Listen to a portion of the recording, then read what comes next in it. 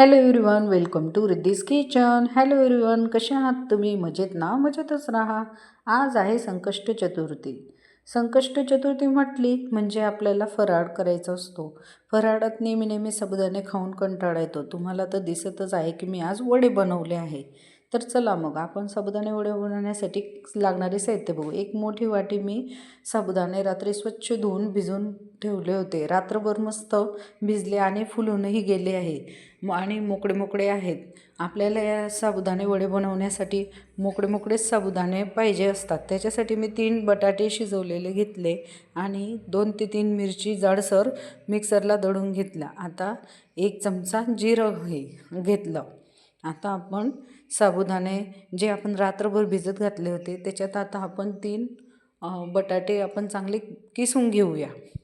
बटाटे हे 3 टाकायचे. एका मोठ्या वाटीला 3 बटाटे साधारण लागतात. मोठे जर असले तर 2च घालायचे, पण माझ्याकडे छोटे छोटे असल्यामुळे मी इथं 3 बटाटे हे घातले आहे. बटाटे आपण किसून झालेले आहे. आता याच्यात आपण जी जाडसर मी 3 ते 4 हिरवी मिरची मिक्सरला केलेले होते ते टाकूया आणि जिरं घालूया.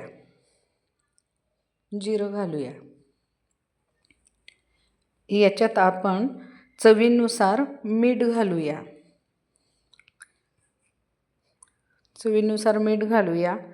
आणि आता यांना चांगलं मिश्रण एकत्र करूया.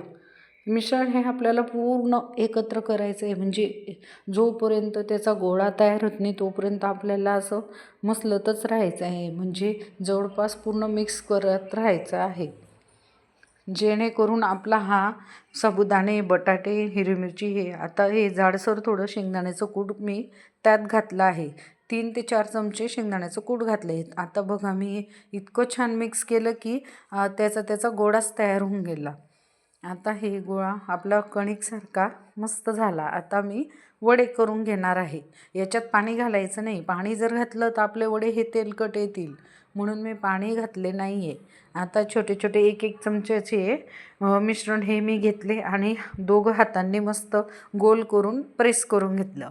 आपल्याला वडे हे जास्त बारीक पण नाही करायचे, मीडियम करायचे, म्हणजे आपण जेव्हा तेलात टाकू ते असे मस्त फुलून जातील आणि टपोरे असे वडे तयार होतील. आपले आतून पोकळ असतील पण आजूबाजू एकदम छान फुललेले असतील असे आपल्याला वडे करून घ्यायचे आहे. त्यामुळे मी हे प्रत्येक याला 1 चमचा मिश्रण घेऊन गोल करून हाताने प्रेस करून घेत आहे. जास्त आपल्याला बारीक नाही करायचं, म्हणून हे बघा छानपैकी वडे हे आपले तयार होत आहे. बनवायला एकदम झटकीपट रेसिपी आहे. आपल्याला साबुदाणे बनवायला जेवढा वेळ लागतो तेवढाच वेळ यांनाही लागतो. नेहमी साबुदाणे खाऊन कंटाळा आलेला असतो, तर आपल्याला थोडं काही बदल पाहिजे असतो, म्हणून आपण वडे परत साबुदाण्याचे पराठे पण करू शकतो. हे बघा झाले आपले साबुदाणे वडे. याला आपण स्टोअर करून फ्रीजमध्ये पण ठेवू शकतो. जेव्हा कोणी पाहुणे येणार असते त्याच्या अगोदर तयार करून फ्रीजमध्ये ठेवून आल्यावर आपण तळू शकतो. आता मी तव्यात 4 ते 5 पळे तेल टाकले, ते गरम होऊ दिलं. आता गॅस हा आपला मीडियमच ठेवायचा. जास्त फुल गॅसवर आपल्याला वडे तळायचे नाही आहे. जेवढा आपण कमी मीडियम गॅसवर क्रिस्पी होस तर तळू तेवढे वडे आपले मस्त क्रिस्पी आणि तेलकट पण होणार नाही. मी आता हे वडे 5 ते 8 मिनटं, म्हणजे जवळपास 10 मिनटं समजून घ्या, 10 मिनटंपर्यंत हे वडे छान तळून घेणार आहे. एकदम लो टू कमी गॅसवर एकदम करून घेणार आहे. आता तुम्हाला दिसताच आहे बघा, वडे आपले एका साईडनं लालसर झाले आहे, तरी अजून आता दुसऱ्या साईडने बी असंच 2 ते 3 मिनटात आपण परतत राहायचं आणि वडे हे छान क्रिस्पी होस तर तळून घ्यायचे. वडे फुल गॅसवर जर तळले तर नुसतं वरतून जळतं, पण आतून हे क्रिस्पी होत नाही. म्हणूनच आपण गॅस हा मीडियम करून 7 ते 8 मिनटं मस्तपैकी दोघंकडनं छान लालसर होस तर आणि क्रंची होस तर तळून घेऊया. बघा आता वड्यांचा कलर हा चेंज झालेला आहे, एकदम छान लालसर कलर आलेला आहे. हे बघा आता आपले वडे हे झाले आहे. आता पुढचे वडे पण आपण तळून घेऊ. पुढचे पण तसेच करायचे, एकदम कमी गॅसवर हे करायचे. असेच मीडियम गॅसवर आपण सगळे वडे हे मस्त छान सोनेरी रंग येऊस तर खरपूस असे तळून घेऊया. हे वडे जर आपण कमी गॅसवर जेवढे तळले तेवढे ते हे मस्त बाहेरूनही क्रंची आणि बऱ्याच वेळपर्यंत क्रंची हे असे राहतात. हे बघा झाले आपले वडे. मी हिरवी मिरची पण तळली आणि शेंगदाणा आणि हिरवी मिरचीची चटणी पण केली जिऱ्याची फोडणी देऊन. आपण नेहमी करतो तसंच, फक्त लसूण नाही टाकले.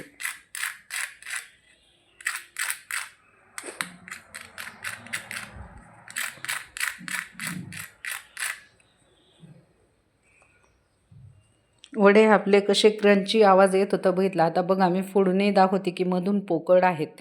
असेच वडे छान लागतात. रेसिपी आवडल्यास लाईक करा, शेअर करा आणि सबस्क्राईब करा. अशाच नवनवीन रेसिपी पाहण्यासाठी रिद्धीज किचनला सबस्क्राईब करा. धन्यवाद. या मग गरमागरम साबुदाणा वडा आणि चटणी खायला. धन्यवाद.